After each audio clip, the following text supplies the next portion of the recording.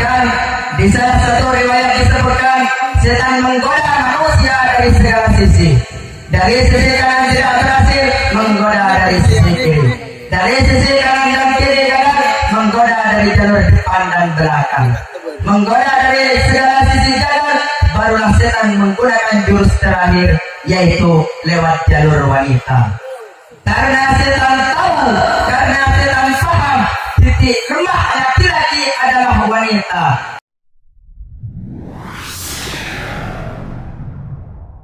Assalamualaikum warahmatullahi wabarakatuh.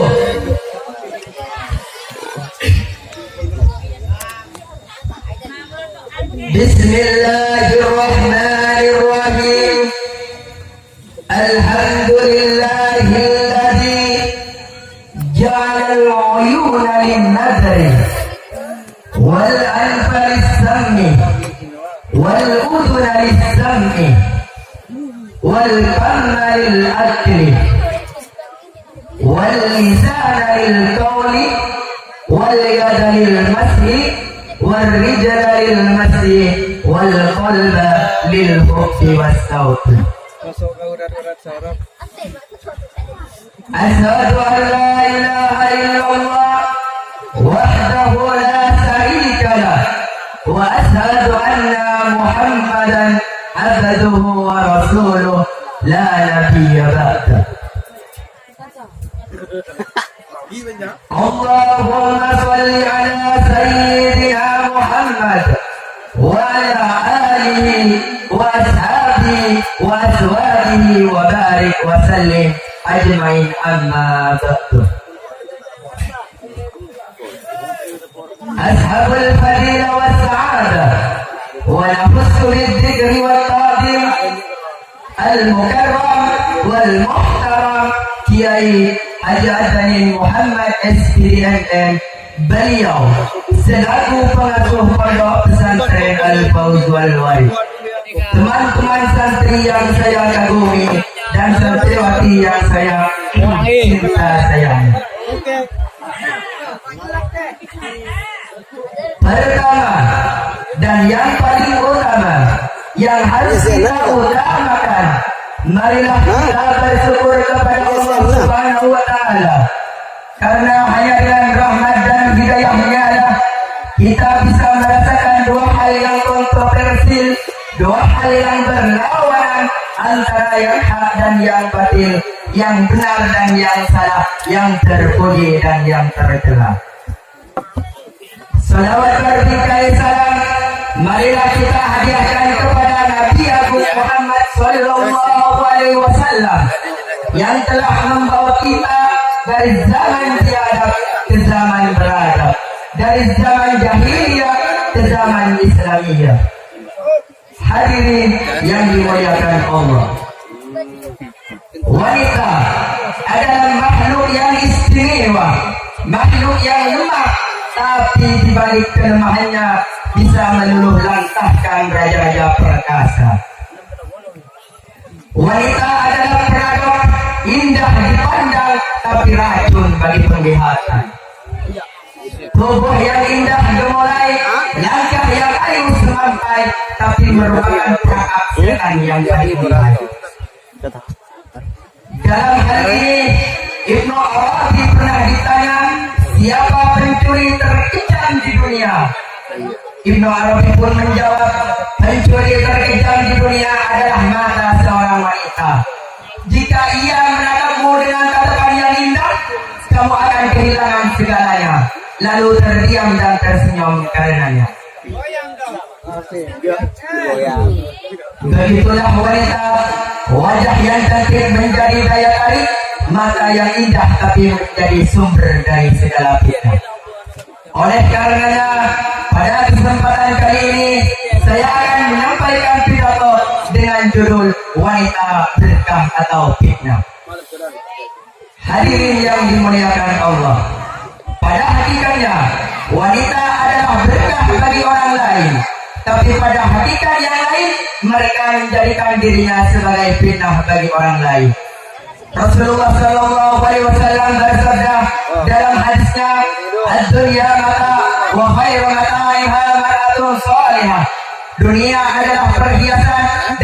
sebaik-baik perhiasan adalah wanita soleha. Tapi Rasulullah juga bersabda, "Ma taraktu ba'di fitnatan adarru 'ala rijali minan nisa." Tidak ada fitnah yang lebih besar, lebih membahayakan bagi seorang laki-laki melebihi fitnah seorang wanita.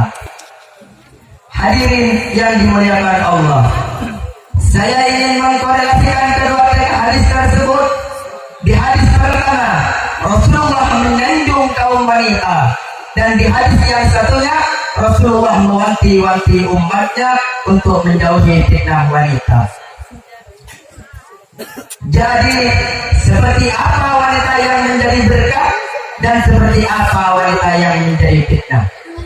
Wanita yang menjadi berkah adalah wanita yang mampu menjaga pandangannya, pintar menjaga auratnya, wanita solehah yang menjaga meruah keluarganya, wanita yang mempunyai rasa malu sebagaimana rasa malunya Siti Aisyah.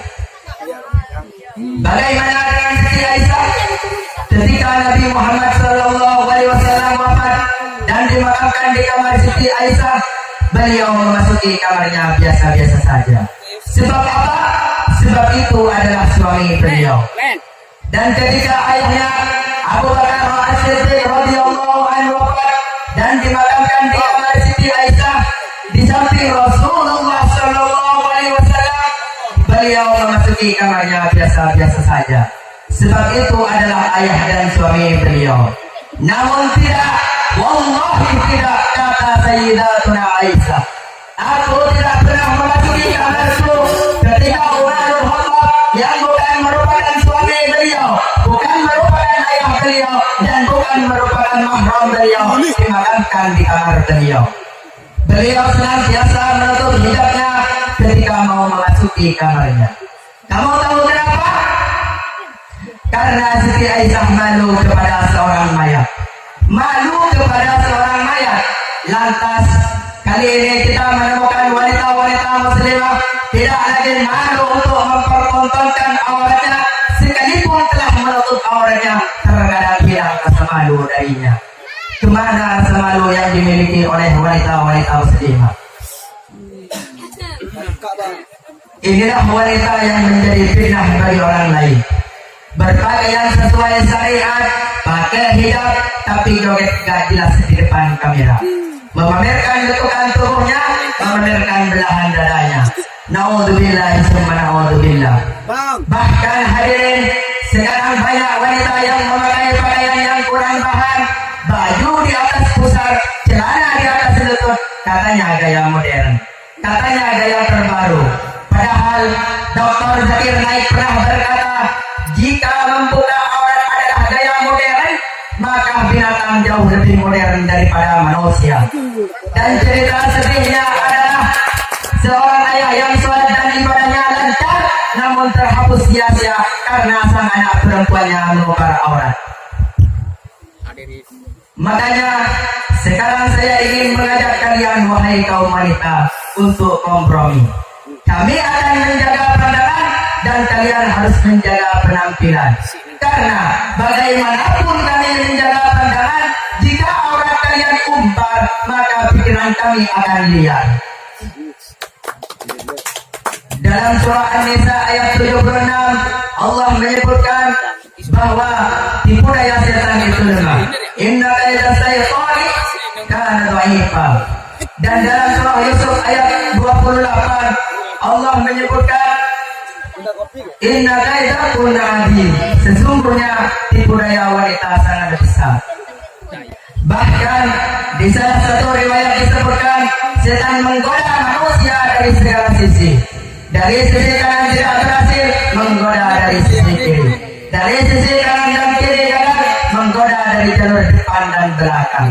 Menggoda dari segala sisi gagal, barulah setan menggunakan jurus terakhir, yaitu lewat jalur wanita. Karena setan tahu, karena setan paham, titik lemah laki-laki adalah wanita.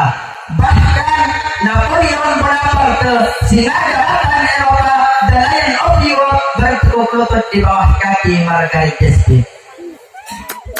Hadirin yang dimuliakan Allah, marilah kita saling menjaga ahwal dan akhwat menjaga penampilan. Laki-laki menjaga matanya dan perempuan menjaga auratnya, agar tidak ada lagi kasus pelecehan dan asusila di negeri ini. Semoga kita menjadi orang yang selamat dunia dan akhirat. Amin amin ya rabbal alamin. Mungkin cukup sampai di sini. Semoga apa yang disampaikan ada manfaatnya. Amin amin ya rabbal alamin. Assalamualaikum warahmatullahi taala wabarakatuh.